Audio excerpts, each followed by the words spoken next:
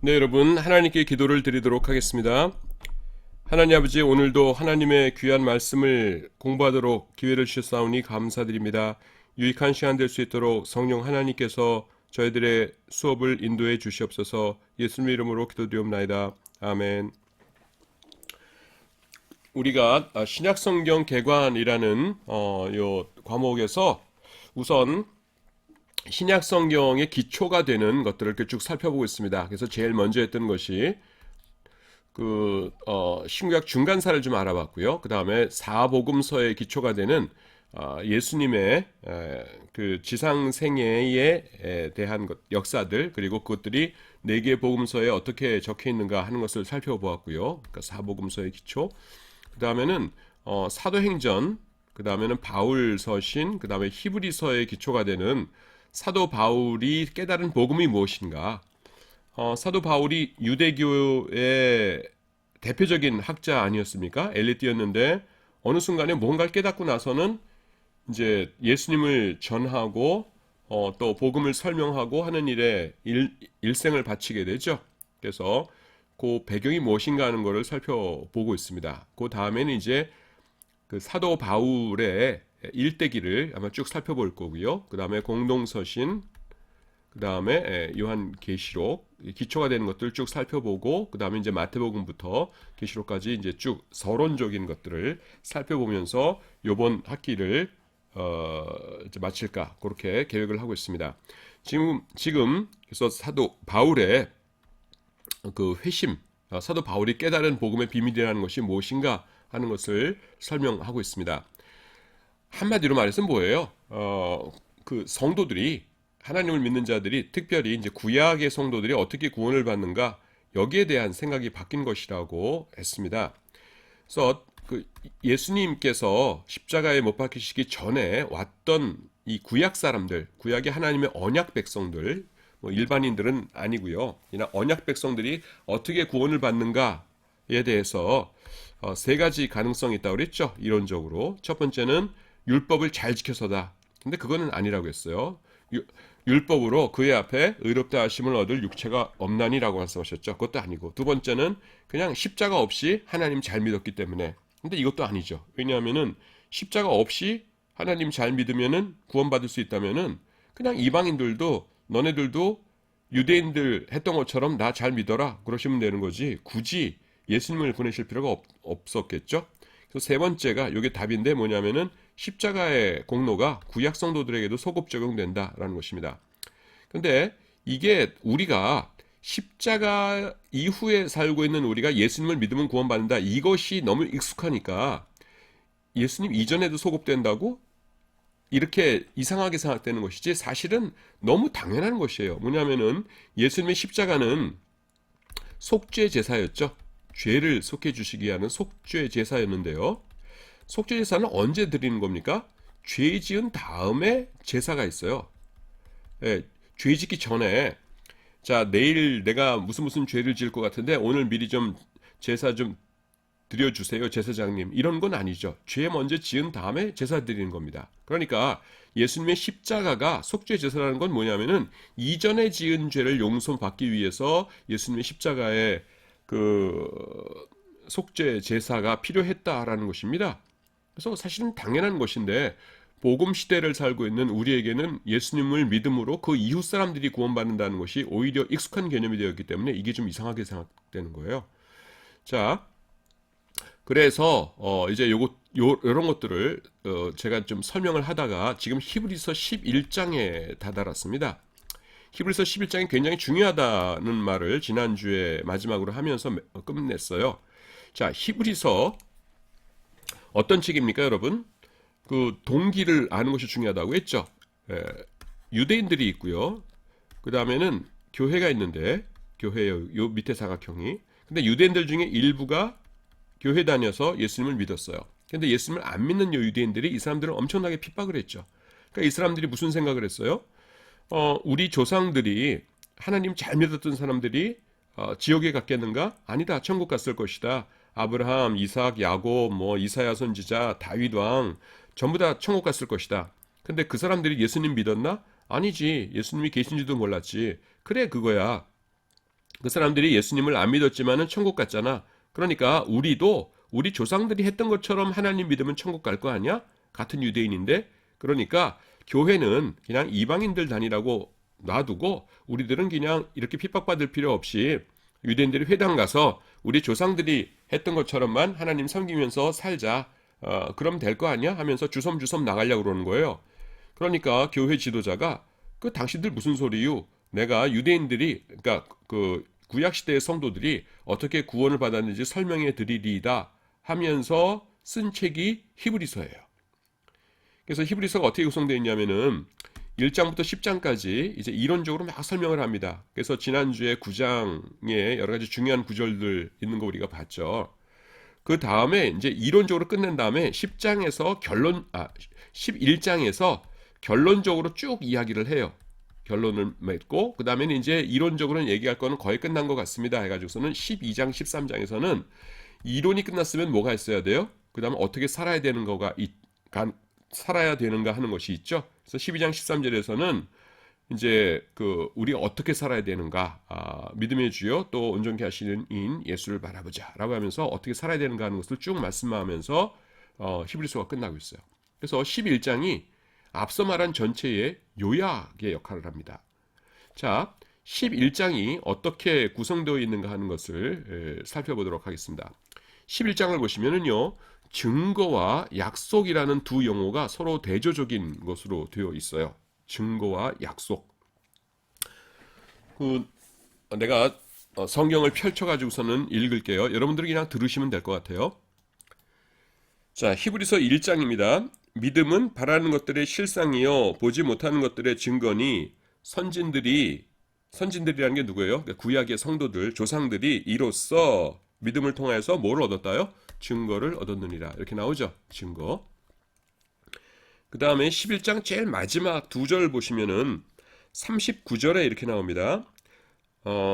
이 사람이라는 건 뭐냐면은 자, 지금 11장이 이렇게 그러면 앞에 증거를 얻으니라 이렇게 나오죠.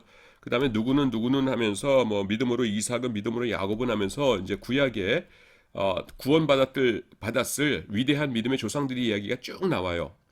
쭉 나온 다음에 그 다음에 39절에 뒤에 가서 뭐라 그러냐면은 이 사람들이 다 믿음으로 말미암아 증거를 받았으나 증거죠. 똑같은 얘기죠. 증거를 받았으나 약속을 받지 못하였으니 이렇게 나와요. 근데 참 정말로 유감인 게 약속이 맞거든요. 그래서 내가 지금 손에 들고 있는 것이 개역 한글판 성경인데 여러분들이 요즘 읽고 있는 개역 개정판 성경은 이걸 의역을 해서 약속된 바를 받지 못하였으니 뭐 이렇게 해놨어요. 근데 헬라어 성경엔 에판겔리아 한 단어입니다. 에판겔리아 한 단어. 그래서 약속이라고 한 단어로 해석하는 게 맞아요. 약속을 받지 못하였으니 그래서 약속은 못 받았다 이렇게 하는 겁니다. 그 다음에 제일 마무리하는 40절이 이렇게 끝냅니다. 이는 하나님이 우리를 위하여 더 좋은 곳을 예비하셨은즉 우리가 아니면 저희로 온전함을 이루지 못하게 하려 하심이니라. 이렇게 하면서 11장이 끝납니다. 그래서 지금 대조되는 게 뭐냐면은 요 증거와 약속이라는 개념입니다. 구약에 있는 성도들은 증거를 받았지만은 약속은 받지 못하였다라는 것이에요. 자, 그게 무슨 개념이냐 하는 것을 좀 이렇게 설명하고 있습니다. 이거 읽어볼게요. 히브리서에서는요, 증거와 약속이라는 두 용어를 서로 대조적인 의미를 지닌 것으로 사용하고 있습니다. 증거라는 건 뭐냐 하면은 구원이 아직 확실하지 않은 상태에서 인간에게 주어지는 좀 뭔가 어렴풋한 어떤 것을 말해요. 반면에 약속은 뭐냐면은 구원이 아주 확실하게 보장되어 있는 상태에서 주어지는 확언을 말합니다. 구약의 성도들은요, 처음에는 불확실한 증거를 받았어요. 그렇지만은 예수님의 십자가가 성취됨을 통해서 이제 약속을 받게 되었습니다. 처음에는 불확실했던 것이 이제는 확실한 것이 된 것입니다. 알 것 같기도 하고 모를 것 같기도 하고 그러죠. 예. 그래서 현실적인 예를 그냥 재밌게 하나 만들어 봤어요. 자, 같이 보죠. 아무래도 현실적인 예를 가지고 지나가는 것이 좋을 것 같아요. 어떤 남녀가 서로 사랑을 합니다. 여자는요, 남자가 어서 청혼을 해주기를 바라고 있어요.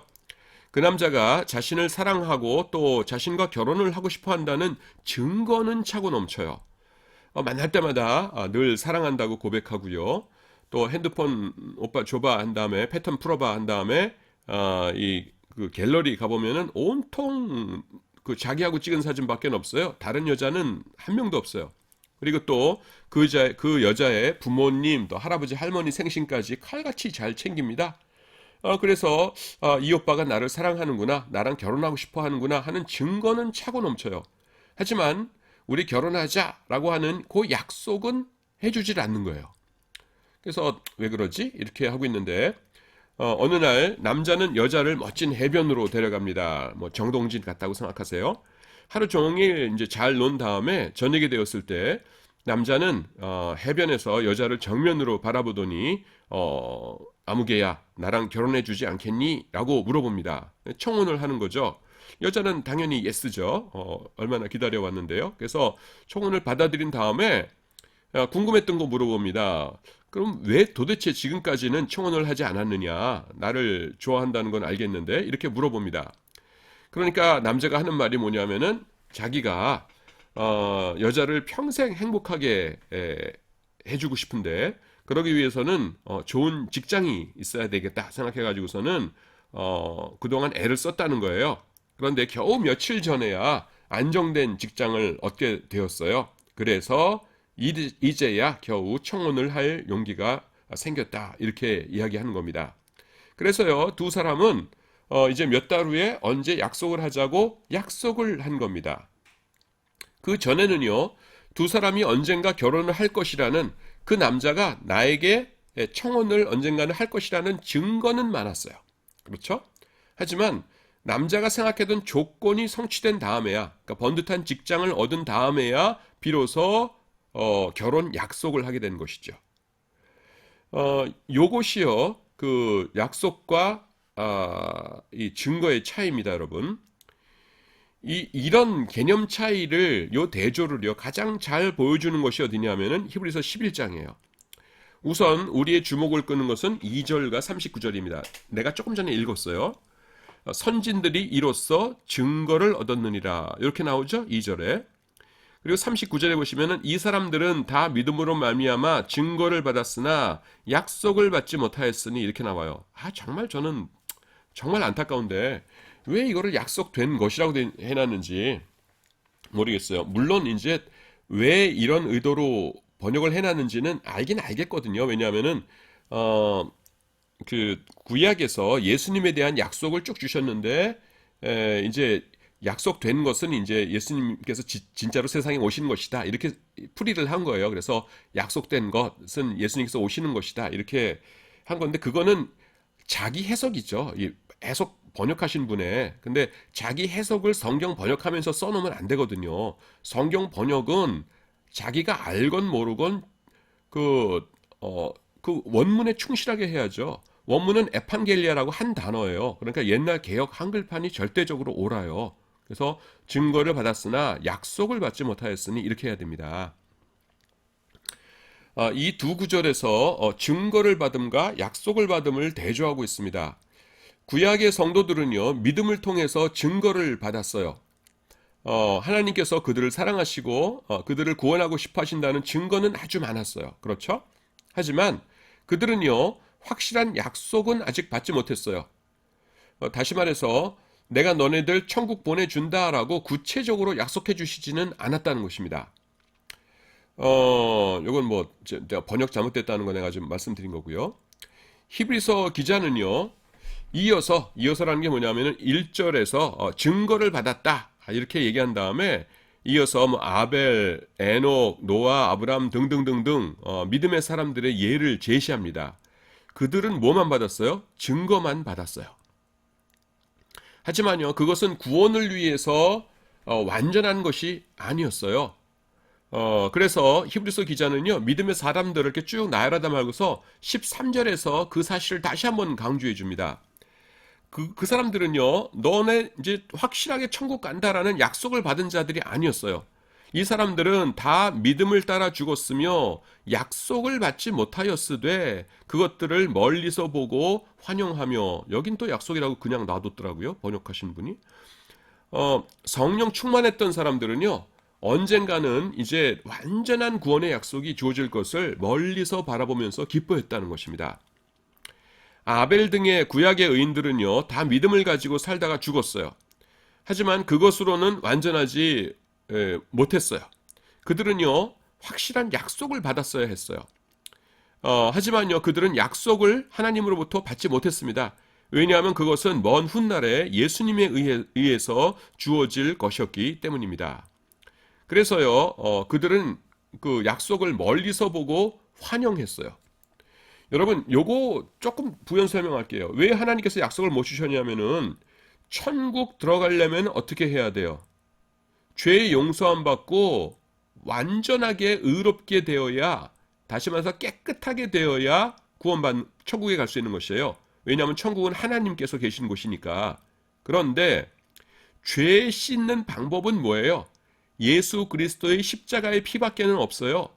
우리 구주 예수 그리스도의 십자가의 보혈 말고는 우리의 죄를 씻을 수 있는 방법은 아무것도 없어요, 세상 천지에. 그런데 구약 시대에 예수님의 보혈 아직 흘렀어요, 안 흘렀어요?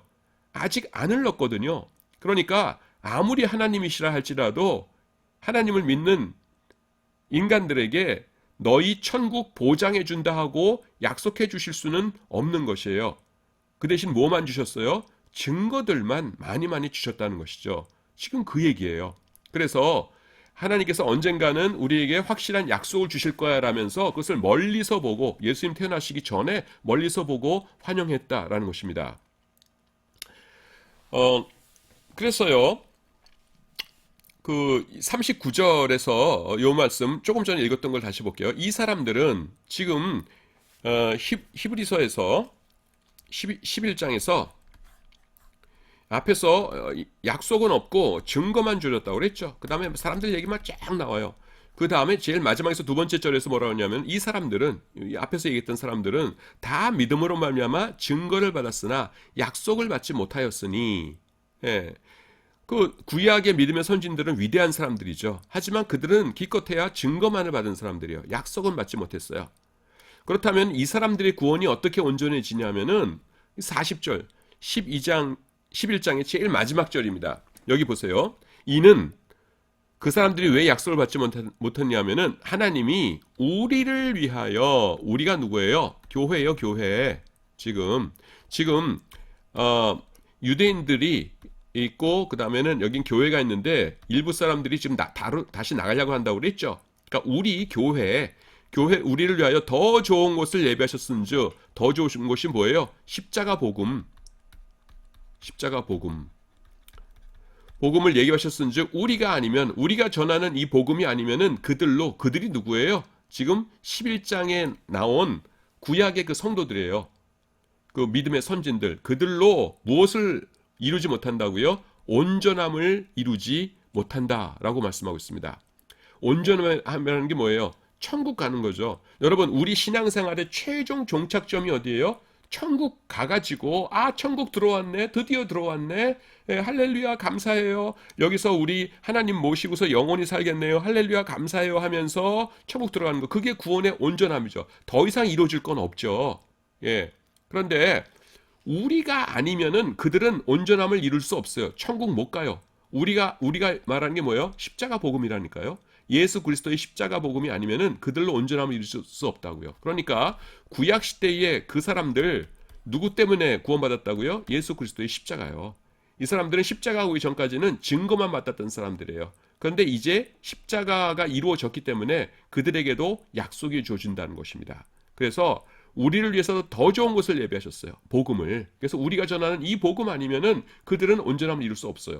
그래서 온전함을 이룬 십자가 복음을 전하는 교회에 잘 다니고 있었는데, 십자가 없이 증거만을 받고 살았던 구약의 그 조상들, 그들의 믿음 생활로 돌아간다는 거예요. 그러니까 이게 말이 돼야 안 돼요. 말이 안 되는 거죠. 자, 그대들 이제 이해했으니 나가시겠수? 안 나가시겠수? 알고 교회에 계속 다녀야겠군요. 이렇게 된다는 겁니다. 그렇죠? 그래서 히브리서의 결론은 뭐냐면, 요거는 지금 제가 설명드린 내용이고요. 히브리서의 결론이 뭐냐면은, 히브리서의 주된 수신자는요, 동족 유대인들로부터 핍박을 당하고 있던 유대 기독교인들이었습니다. 제가 설명했던 걸 그대로 다시 지금 간추리고 있어요. 그들은요, 다음과 같이 생각을 하면서 교회를 떠나려고 했어요. 그게 뭐냐면은,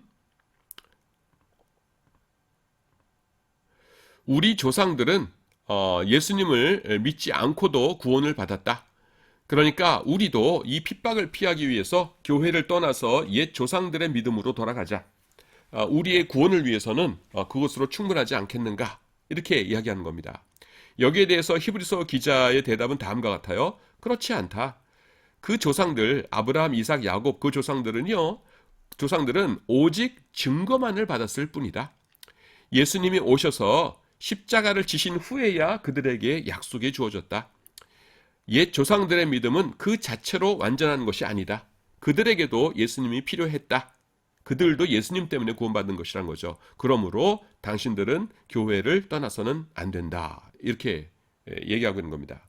이것을요, 우리 식대로 표현하자면은 이제 십자가라는 정지 조건이 성취되었는데 그것을 무시하고 정지 조건이 이루어지기 이전 상태로 돌아가서 구원을 기대한다는 것은 어리석은 일이다라고 할 수 있는 것입니다.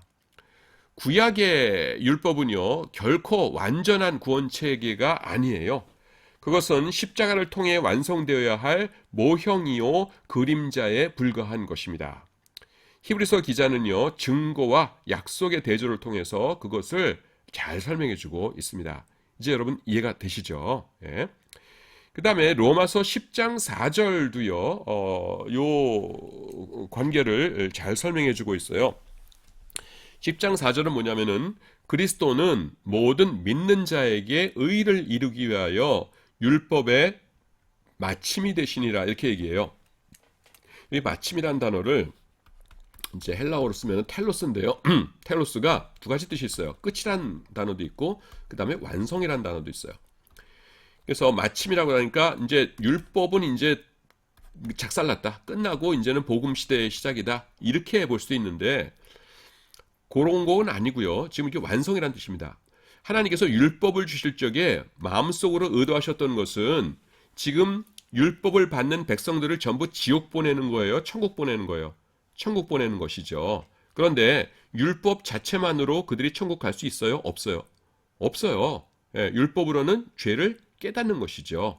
그래서 그리스도께서 십자가에 못 박히심으로 말미암아서 그들이 구원받게 됐다고 했잖아요. 그래서 그리스도는요, 모든 믿는 자에게 의를 위해서 율법의 완성이에요. 완성. 율법을 주셨던 의도는, 궁극적인 의도는 구원이잖아요. 근데 그 구원이 어떻게 완성되었느냐? 그리스도를 통해서 완성되었다는 것입니다. 그래서 그리스도는 모든 믿는 자에게 의를 이루기 위하여 율법의 완성이 되셨다. 율법을 완성시키셨다는 것이에요. 율법이 물론 그 율법의 마침, 율법이 사라졌다는 그것도 그 틀린 말은 아니죠. 왜냐하면은 율법이 이제 세 가지로 이루어져 있거든요. 하나는 뭡니까? 하나는 그 도덕법, 그 다음에는 사회법이 있고요. 그 다음에는 율법이 또 하나는 뭐냐면은 그 제의법이라는 것이 있어요. 제의법 앞으로 다시 나올 텐데 간단하게만 설명할게요. 도덕법은 뭐냐면은 이를테면은 내 부모를 공경하라, 살인하지 말라 이런 겁니다. 이거는 예수님 오실 때까지 계속 똑같이 지켜야 되겠죠. 이제 21세기가 되었으니 한 명당 2명씩 죽이는 거는 용납이 됩니다. 이런 건 말도 안 되는 거죠. 사회법은 이런 겁니다. 양 한 마리를 훔치다가 걸렸으면은 4마리로 갚아줘야 된다. 이런 말씀이 있어요. 근데 지금 여러분 그 양 키우는 사람 주변에 있습니까? 없지요. 무슨 뭐 대관 뭐 강원도 어느 목장에 가야 뭐 양들 구경하지. 지금 우리 주변에서 양 볼 일 없잖아요. 여러분 가운데 우리 집이 양 키우는데요. 그런 분 계실지 모르겠는데 아마 몇천 명 중에 한 명 그럴 거예요. 그러니까 이런 법은 도대체 어떻게 지키냐는 거죠. 그거는 사회에 따라 달라지겠죠. 양 한 마리 훔쳤으면 4마리를 갚아라라는 거는 문자적으로는 지금은 지킬 수가 없지만은 도둑질은 해서는 안 된다라는 것, 그리고 도둑질하다 걸렸을 경우에는 그냥 한 마리 에이 걸렸네 도로 가져가슈 이러면 안 되고 징벌적으로 배상을 꼭 해야 된다. 요거는 뭐예요? 오늘날도 어떻게든지 지켜야 된다는 것이죠. 그래서 사회가 변함에 따라서 그 구체적인 실천 사항은 달라지지만은 그 근본 취지는 그대로 유지되고 있는 법, 이거를 사회법이라고 그래요. 그럼 제2법은 뭐냐 하면은 속죄제물 어떻게 드리고 그다음에 속건제물 드릴 적에는 뭐를 어떻게 드리고 하는 그 제사에 관련된 거 있죠. 근데 이거는 지금 폐하여졌죠. 왜냐하면은 예수님의 십자가가 완전한 제사였기 때문에. 예. 그래서 율법의 마침이 되시니라 해서 끝이라는 거는 제2법의 관점에서는 맞아요. 그리고 여기서 그 더 중요한 의미는 뭐냐면은 모든 믿는 자들, 구약 시대에 믿는 자들을 포함하는 것입니다. 이것은 구약과 신약을 다 포함하는 것이에요. 하나님을 믿는 자들에게 의를 이루기 위하여가 뭐예요? 그들을 구원하기 위하여 율법의 모든 요구를 완성시키셨다. 율법의 목적을 완성시키셨다라는 뜻입니다. 그걸 여러분들이 읽어보시면 돼요. 그거를 지지해주는 구절이 또 마태복음 5장 17절에 나오죠. 내가 율법이나 선지자를 폐하러 온 줄로 생각하지 말아라. 폐하러 온 것이요 완전하게 하려 함이라 이렇게 말씀하시죠. 그러니까 그 율법을 완전하게 한다는 것이 뭐예요? 율법의 기능, 율법을 왜 주셨어요? 우리의 구원을 위해 주셨잖아요. 근데 그 구원 누가 이루셨어요? 내가, 예수님께서. 그러니까 내가 완전하게 할 것이다. 지금 그 얘기죠. 예. 자, 여기에 대한 그 설명 쭉 나옵니다. 내가 지금 말로 설명한 것들이 지금 쭉 나와 있어요. 자, 그 다음에 갈라디아서 4장 4절과 5절입니다. 지금 중요한 구절들 이렇게 쭉 말씀드리고 있으면서 뭐냐면은 예수님의 십자가가 누구를 위한 것이었느냐? 물론 우리들, 십자가 이후에 예수님을 믿는 우리들도 위한 것이었지만은 구약 시대의 성도들을 구원하기 위한 것이었다라는 것을 계속 말씀드리고 있는데, 그것을 사실을 가장 노골적으로 말씀하는 구절이 뭐냐면은 갈라디아서 4장 4절 5절입니다. 자, 볼까요? 어떤 말씀인지. 4절, 때가 참에 하나님께서 예정하셨던, 계획하셨던 때가 참에 하나님이 그 아들을 보내사, 예수님이시죠, 여자에게서 나게 하시고, 마리아, 그 다음에 율법 아래에 나게 하신 것은, 그 다음에 뭐라고 말씀하냐면은 율법 아래에 있는 자들을 성령하시고, 성령하신다는 게 뭐예요? 구원하신다는 겁니다. 천국 보내신다는 거예요. 우리로 아들의 명분을 얻게 하려 하심이라. 우리가 이제 하나님의 아들이 된다. 나는 여잔데요. 아들, 딸 뭐 다 해당되는 것이에요. 자, 여기 보시면은 중요한 게 뭐냐면은 누구를 구원하시기 위해서 그 예수님께서 오셨다고요? 율법 아래에 있는 자들을 구원하기 위해서 이렇게 말씀하십니다. 율법 아래에 있는 자들이 누구예요? 구약 시대에 그 율법 시대에 있던 사람들이죠. 구약 율법 시대에 속한 사람들이에요. 율법 아래에 있는 자들이라는 것을 예수님과 사도 바울 당시에 예수님을 믿지 않던 그 당시에 유대인들로만 국한해서 해석하는 것은요, 근거가 없어요. 왜냐하면은 성경에 여기 5절에 어디 그 당시 사람들이라고만 되어 있어요. 그냥 율법 아래에 있는 자들이라고 되어 있죠. 그러니까 뭐예요? 그 율법 시대에 율법 아래에 있던 모든 사람들이죠. 자, 율법 아래에 있는 사람들은 지금 이 시대 사람들만입니다 라고 하면은 구약 시대 때 사람들이 막 항의할 거예요. 우리도 율법 아래에 있었는데 왜 우리는 빼놓습니까? 이러면서 여기 다른 제한되는 조건이 아무것도 없거든요. 그러니까 율법 언약 아래에 있던 모든 사람들을 포함하는 겁니다. 그러니까 십자가를 통해서 그 누가 구원받았다고요? 예, 그 율법 있는 자들, 그 율법 아래 있던 사람들 전체가 구원받은 것입니다. 이제 율법 아래에 있는 자들이라는 것, 요거를 다시 한번 강조하고 싶은데요. 이건 뭐냐면은 조금 전에 말하는 것은 이제 적극적인 의미로 예수님과 그 사도 바울 당시에 율법 아래 있는 자들 그들만이 아니라 구약 시대의 전체를 다 말하는 겁니다라는 것인데요. 여기서 말하는 거는 또 말하고 싶은 건 뭐냐면은 율법 아래 있는 자들만이지 다는 아니라는 거예요. 그러니까 예수님 이전에 율법 언약 아래 있던, 다시 말해서 하나님의 백성들은 예수님 십자가 덕분에 구원을 받게 되었죠. 근데 그분들은 예수님의 십자가에 대해서 몰랐잖아요. 그러면 이렇게 생각할 수 있어요. 그러면은 옛날에 사람들 다 몰랐으니까, 예수님의 십자가 이전에 태어났던 사람들은 그냥 어느 나라 사람이건 간에 몽땅 다 구원해 주셨겠네요. 이렇게 생각할 수 있는데, 그건 아니라는 겁니다. 여기서 뭐라고 하셨냐면은, 율법 아래에 있는 자들을 속량하셨다. 이렇게 말씀하시거든요. 율법 아래에 있다는 게 뭐예요? 하나님의 언약 백성들이라는 거예요. 언약 백성. 그래서, 우리가 지난번에 살펴보았던 히브리서 9장 15절에도 뭐라고 나옵니까? 첫 번째 언약 때의 죄를 범한 사람들을 구원해 주시기 위해서라고 그랬죠. 첫 번째 언약이 뭐예요? 율법 언약. 그러니까 예수님 이전의 사람들이라고 해서 다 구원받은 것은 아니고요. 이 하나님의 언약 백성들만이에요. 언약 백성들, 율법을 통한 언약 백성들. 그걸 우리가 기억을 해야 됩니다. 히브리서 9장 15절 다시 볼까요? 그는 새 언약의 중보자이시니 십자가 언약. 이는 십자가가 왜 필요했냐면 첫 언약 때의 범한 죄에서 속량하려고 주사. 그러니까 언약 백성들을 구원해 주시는 것이지 그 이전에 뭐 그냥 전 세계에 있던 사람들, 예수님 이전에 살았던 사람들은 어차피 유대인이나 이방인이나 똑같이 하나님 십자가 몰랐으니까 다 구원이다. 이거 아니라는 것입니다. 예수님의 구원은요, 오직 언약 백성들에게만 소급 적용돼요. 예수님 이전에 살았던 모든 사람들이 구원을 받는 것이 아니다라는 것입니다. 자, 그 다음에 살펴볼 것은요, 예수님을 믿은 유대인들의 반응입니다. 사도 바울이 이것을 깨달았어요.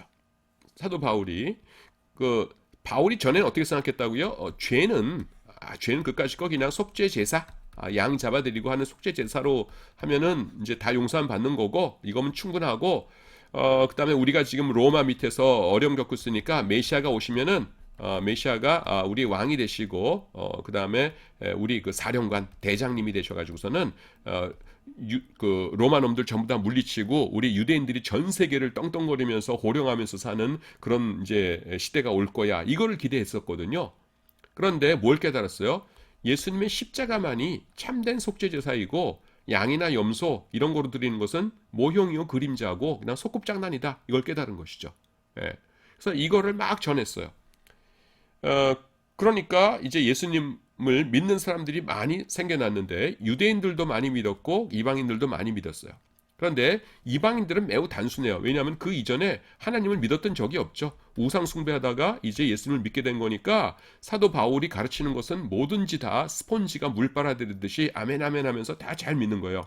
근데 유대인들이 문제였어요. 유대인들은 그 이전에 율법을 가지고 살고 있었거든요. 예, 그래가지고서는 그 사도 바울이 복음을 설명하자 서로 다른 이제 세 가지 반응을 보입니다. 자, 여기 내가 그거를 좀 설명하기 위해서 그냥 예를 내가 만들어 놨어요. 그건 뭐냐면은 율법을 장난감 버스, 이렇게 생긴 장난감 버스로 한번 생각해 보세요. 여기 바퀴가 이렇게 있고요. 그다음에 앞에 유리창이 있고 여기 보통 이제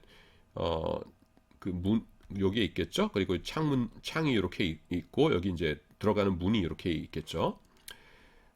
요게 이제 예수님을 믿는 구원의 도리입니다. 그 버스가 십자가의 도리예요. 그런데 예수님께서 세상에 오시기 전에 사람들에게 장난감, 플라스틱으로 만든 버스를 이제 나눠줬어요. 구약에 있는 성도들에게. 그리고 이걸 가르칩니다. 여러분 앞으로 이제 이렇게 생긴 요거보다는 훨씬 크지만은 버스가 올 거예요. 오면 요게 문이니까 요거가 열리거든. 여기로 들어가셔가지고서는 여기 보면 이렇게 의자들이 있죠. 여기 앉으시고요. 여기 뭐 끈 같은 거 있죠. 여기 안전벨트라는 거예요. 그거를 착각착각 채우시고요.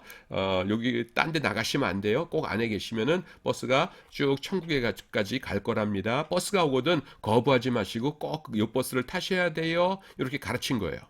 그런데요, 어느 날 드디어 진짜 버스가 왔어요. 와가지고서는 사람들은요, 가르쳐 주었던 대로 출입문을 통해서 버스에 올라탔습니다. 여기로. 이게 뭐예요? 이제 예수 믿고 교회 다니기 시작했다는 것이죠. 그런데 그 버스를 탄 사람들이 유대인들이요, 세 가지로 딱 나눠져요. 첫 번째는 뭐냐면 가장 모범적인 사람들인데 이 사람들은요, 이거는 장난감이고 이 장난감 버스는 이제 아무 의미가 없다. 우리로 하여금 이 참된 복음, 예수님의 십자가의 복음을 받아들이기 위해서 교육시키기 위해서 있었던 것이니까 이제 이 장난감 버스는 이제 우리가 진짜 버스에 탄 이상 필요 없다라고 하면서 그걸 밖에다 버리고 탔어요. 예, 이 사람들은 누구냐면은 유대인들 중에서 이제 모형으로서의 율법은 그 기능을 다했다는 것을 이해하고 그것을 따르는 일을 멈춘 사람들을 말하는 겁니다. 이 사람들은요, 교회 안에서 이방인 신자들이나 자기들 유대인들이나 하나님 앞에서 똑같이 그 같은 지체라는 것을, 그러니까 신분이 같다는 것을 이해하고요, 겸손하게 이제 신앙생활을 했어요. 이 사람들이 가장 모범적인 사람들이죠. 그런데요, 이상한 사람들이 있었어요. 두 번째 부류인데요. 이 사람들은요, 그 장난감 버스를 버리고 타는 것이 아니라 평생을 애지중지하면서 갖고 있었던 장난감 버스니까 버리기가 너무너무 아까운 거예요. 그래서 그거를 가진 채 버스를 탑니다.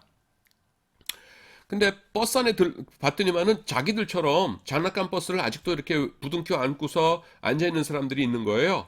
그리고 그 사람들이 이렇게 몰려 있어요. 한쪽에. 그래서 나도 저기 앉아야겠군 하면서 같이 앉아서 가는 겁니다. 그런데 잘 타고 가다가 그 사람들 중에서 한 명이 딱 일어나더니만 이렇게 말하는 겁니다. 여러분, 장난감 버스를 가지고 있는 우리들이요, 여러분보다 더 우월한 사람들이에요.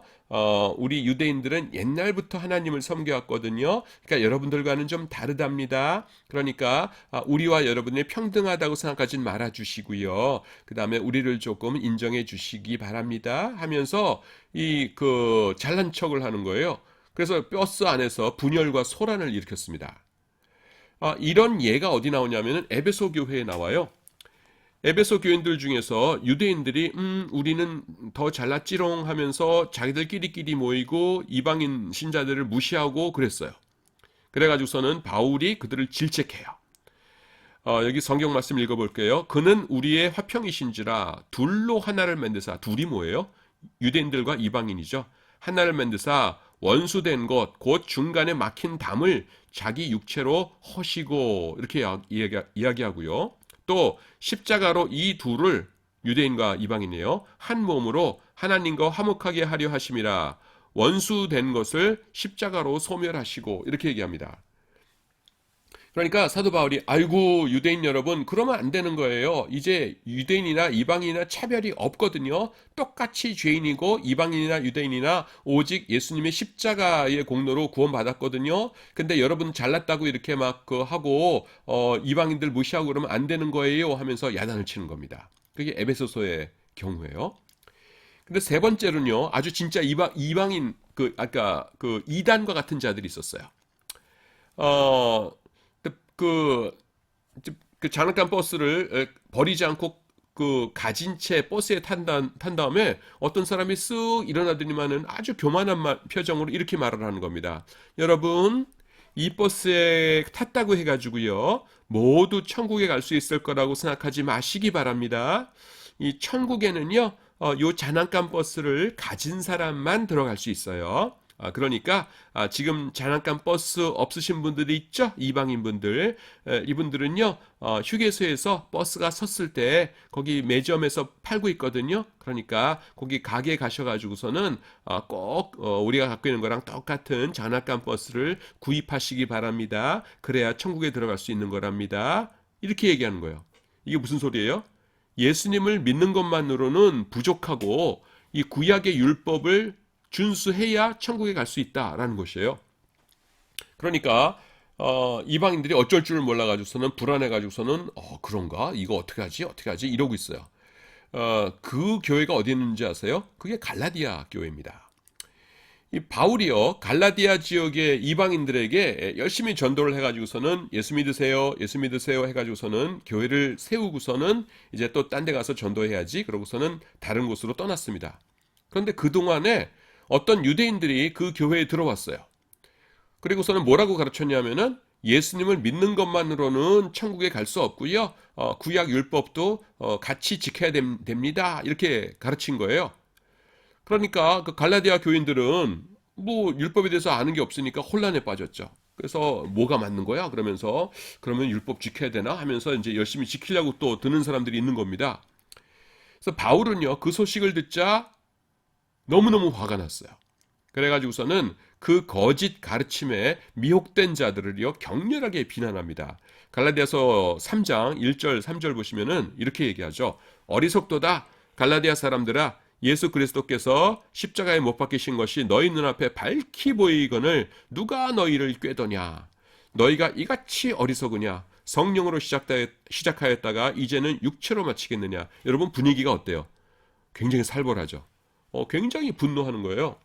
왜냐하면은 예수님께서 십자가에 못 박혀 죽으신 이유가 그 구약의 양과 염소로 잡아들이고 이런 거 이젠 필요 없다. 모형이요 그림자는 폐하여졌다. 이제 나만 믿으면 된다 해가지고서는 십자가에 못 박혀 죽으셨는데 이상한 사람들이 들어와가지고서는 예수님도 믿으셔야 되고요. 옛날에 했던 것도 똑같이 다 해야 되거들랑요. 이러고 있는 거예요. 그러니까 사도 바울이 화가 나요, 안 나요? 화가 나죠. 그래서 어리석도다라고 하면서 그걸 따라가는 사람들을 이렇게 질책하고 있습니다. 율법으로는요, 구원이 불가능해요. 율법을 통해서 구원을 얻으려고 하는 사람들은요, 저주 아래 있는 겁니다. 저주. 왜냐하면은요, 율법은 어떻게 지켜야지 되는 거예요? 항상 완벽하게 지켜야 되는 것이에요. 그런데 율법 완벽하게 지킬 수 있어요? 없어요. 그건 불가능해요. 성경 말씀에 뭐라고 되어 있냐면은 무릇 율법 행위에 속한 자들은 저주 아래에 있나니 기록된 바 누구든지 율법 책에 기록된 대로 그 모든 일을 항상 모든 율법을 항상 행하지 아니하는 자는 저주 아래에 있는 자라 하였습니다. 이렇게 얘기하거든요.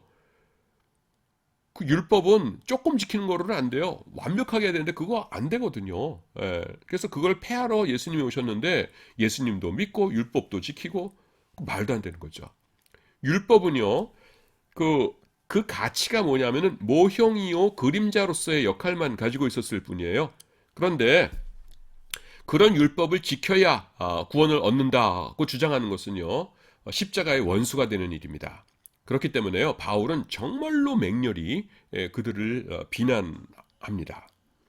자, 옛날에 그런 일이 있었군요. 알겠어요. 교수님 이렇게 얘기할 텐데 지금도요. 우리가 좀 조심해야 되는 것이 있어요. 그래서 그게 뭐냐면은 유대인 선교할 때의 우리의 자세입니다. 구약의 성도들이 어떻게 구원받았는가? 예수님 때문에 구원받았어요. 아브라함이 어떻게 천국 갔어요? 예수님 때문에. 다윗 왕은 어떻게 구원받았어요? 예수님 때문에. 예, 이것을 잘 이해해야만 지금 우리가 할 수 있는 일이 있어요. 그게 뭐냐면은 유대인 선교입니다. 유대인들에게는 그 율법과 구약 시대의 그 언약이라는 나름대로의 구원의 방법이 있다라고 생각하는 사람들은요, 유대인 선교를 하지 않아요. 유대인들에게 굳이 예수님의 십자가를 전할 필요를 느끼지 못하는 것입니다. 하지만 구약의 성도들도요, 예수님의 십자가 덕분에 구원을 얻은 것이에요. 그러니까 지금의 유대인들, 그러니까 지금이라는 게 21세기 지금을 말합니다. 지금의 유대인들에게도 예수 그리스도를 전해야 합니다. 그들의 조상들도 예수님 때문에 구원을 얻었고요. 지금 그들도 예수님을 믿어야 구원을 얻는 것이에요. 그래서 요거를 제대로 모르면은 유대인 선교를 할 수가 없어요. 자, 나중에 여러분들이 이제 어떤 교회의 목사님이 되셨어요. 그래가지고서는 그 교회를 갔더니만은 그 교회에 선교사님들이 이렇게 여러 곳에 파송되어 있는데 어느 날 당회를 하러 갔더니만 장로님이 이러시는 거예요. 우리가 지금 아프리카 어디에 선교사님을 새로 파송해야 될 것 같습니다. 장로님 좋은 생각입니다. 저도 찬성합니다. 그런데 목사님, 우리가 지금 교회가 재정적으로 그렇게 넉넉하지 않습니다. 아이고, 그렇군요. 그래서 우리 생각인데요. 아프리카에 선교사님 새로 보내는 대신에 지금 이스라엘 예루살렘에 유대인 선교하시는 분들 우리가 후원하고 있지 않습니까? 그건 이제 그만두죠. 아니 왜요? 아무리 생각해봐도 그 유대인들에게는 선교할 필요가 없는 것 같아요. 그 목사님 생각해 보세요. 아브라함이 지옥 갔어요. 다윗 왕이 지옥 갔어요. 다 천국 갔잖아요. 그렇죠, 그렇죠. 근데 그분들 중에서 예수님 믿은 사람이 있어요? 예수님을 오시기 전에 있던 사람들이니까 예수님 안 믿었을 거 아니에요. 그렇죠, 그렇죠. 그거 보세요. 예수님 안 믿어도 유대인들은 구원 받는 거잖아요. 하나님만 잘 섬기면은. 그러니까 이방인들은 예수님 믿어야 되지만은 유대인들에게는 굳이 선교할 필요 없을 것 같아요. 그러니까 예루살렘의 선교사님들 후원하는 거는 끊고 우리 그냥 그 아프리카에 더 선교사 보내기로 하죠. 아니면은 예루살렘에서 선교하시는 분들 그분들을 아프리카로 이제 보내는 게 어떨까요? 이렇게 얘기하는 겁니다. 그러면은 지난 시간과 요번 시간에 강의 시간에 여러분들이 배운 이 내용을 아는 목사님이라면은 알고 장로님 그거 아닙니다. 유대인들도 예수님 때문에 구원받은 거예요. 그리고 지금 유대인들도 예수님 믿어야 구원받는 거예요. 유대인이라고 하나님의 언약 백성이라고 자동으로 구원받는 것 아니에요. 라고 찬찬히 장로님들에게 설명을 하실 수 있겠죠. 그런데 그것을 모르는 장로님, 그 목사님 같으면은 장로님이 그렇게 말씀하시면은 아 그렇네 하면서 아닐 것 같긴 한데 하면서 뭐예요 제대로 못하겠죠. 그래서 이스라엘 선교사님 이제 나오세요 한 다음에 아프리카 어디로 가세요 하면서 유대인들에게는 전도 안 하려고 들겠죠. 예, 그래서 이게요 지금 제 3장에서 우리가 배우고 있는 것이 이스라엘 선교를 위해서 굉장히 중요합니다. 지금 선교하시는 분들이 이스라엘이 최후의 선교지라고 부르잖아요. 지금 백투 제루살렘 이래가지고 최후의 선교지라고 부르잖아요. 그런데 이스라엘 사람들이 어떻게 구원받는가에 대해서 구약 성도들이 어떻게 구원받는가에 대해서 제대로 된 성경적인 지식이 없으면은요 그들을 구원할 수가 없어요. 여러분들은 이제 강의를 통해서 잘 알게 되었으니까 이스라엘 선교 꼭 힘쓰기 바랍니다. 자, 그 다음에 또 우리가 생각해야 될 것이 뭐냐면은 유대인들의 축제에 함께 참여하는 기독교인들의 자세입니다. 기독교인들 중에서요, 우리나라도 그런 분들이 있는데 유대인들의 절기 때, 뭐 초막절이나 유월절 이럴 때에 이스라엘에 찾아가서 그들의 그 행사에 함께 참여하는 분들이 있어요. 비행기 타고 이스라엘까지 날아가가지고서는 뭐 초막절이다 그러면 같이 거기 풀로 만든 텐트에 들어가가지고서는 같이 이스라엘 사람들과 어울려서 지내고 이런 분들이 있어요. 그런데요, 그들이 어떤 동기로 그런 일을 하는가에 따라서 우리의 평가가 달라져야 됩니다. 첫째는 뭐냐면은 그냥 아주 좋은 분들인데 단순히 유대인들과 그 인간적인 교제를 해가지고서는 잘 좋은 친분을 쌓은 다음에 그 관계를 통해서 그들에게 예수 그리스도의 복음을 전하려고 하는 분들이 있을 거예요. 이거는 전혀 문제가 되지 않죠.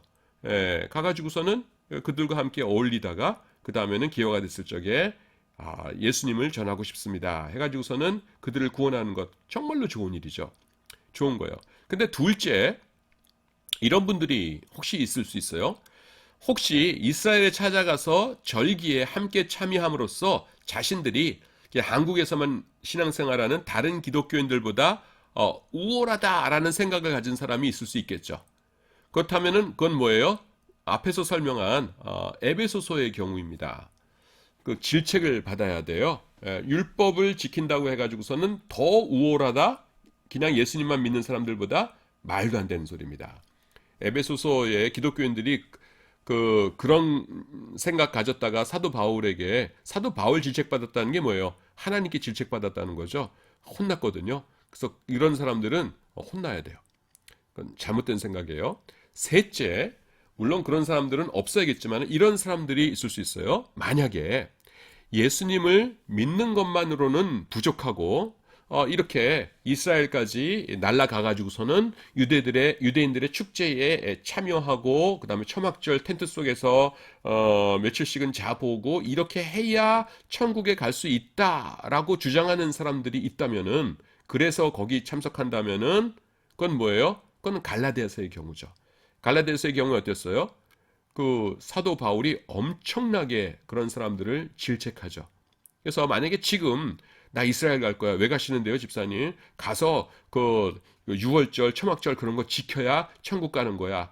이런 분이 있다면 뭐예요? 그거는 정말로 질책을 받고 똑바로 이렇게 교육을 다시 받아야 됩니다. 복음을 전혀 모르는 분이에요. 예. 자, 제3장이 마쳤고요. 이제 제4장에서는 사도 바울의 역사입니다. 우리가 앞에서 예수님의 일대기를 태어나셨을 때부터 부활 승천하실 때까지 한번 쭉 훑어 봤었죠. 이제 사도 바울을 일대기를 한번 이렇게 쭉 훑어볼 겁니다. 다음 시간부터 시작하기로 하겠습니다. 자, 첫 시간은 여기서 마치도록 하겠습니다. 여러분 수고하셨습니다.